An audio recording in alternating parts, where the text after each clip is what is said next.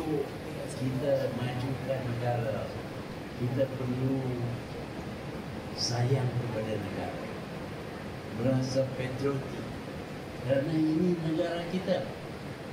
Kita tak ada tempat lain nak lari. Inilah negara kita. Kalau kita tak majukan negara kita, siapa yang akan maju? Kalau ada orang lain yang memajukan negara kita tidak lagi akan menjadi negara ini kita.